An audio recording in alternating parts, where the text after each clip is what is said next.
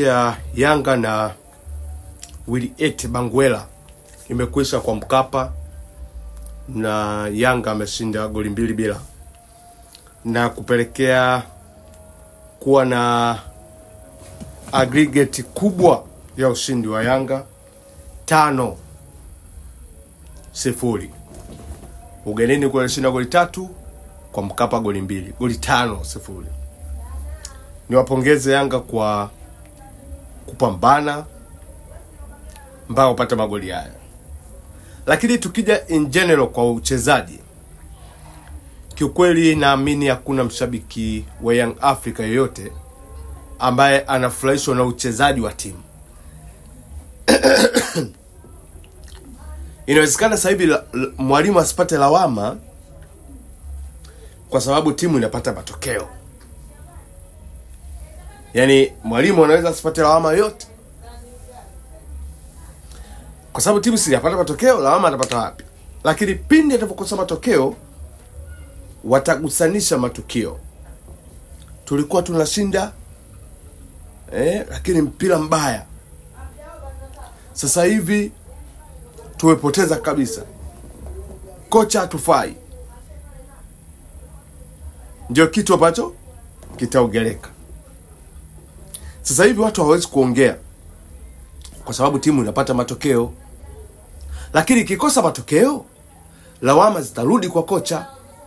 Kwa kocha mpira wake mgumu, wachezaji hawatoi kinachohitajika kutoka.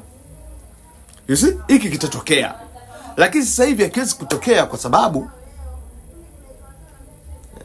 timu inapata matokeo.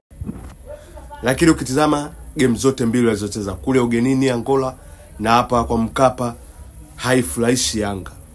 Ukitizama game ya ligi waliocheza, bado Yanga unaiona inakwenda tu, inapata tu matokeo, lakini mpira hauridhishi. Sasa ni muda sasa huu kocha kama na mifumo yake mingine mpira ucheze, basi ai introduce sasa hivi. Mimi nawajua washabiki wa Yanga. Washabiki wa Yanga bana ni watu ambao na msimamo ambao hajawahi tokea. Sasa hivi watakuja toka pia kocha mbovu. Kocha hatufai, inabidi abadilishwe. Nawaambia sasa hivi kocha hatufai, kocha abadilishwe. So I'm telling you. Sure, I'm telling you. Watakuja tasema kocha hafai, tunaomba badilishwe, mpira huu sio tuliozoea wana Yanga. Ndicho watachokuja kuongea. Mimi nawaambia kocha kama ananisikia, ni muda wa kufanya changes kubwa sana. Timu itembee. Washabiki waone kwamba yes, timu inatembea.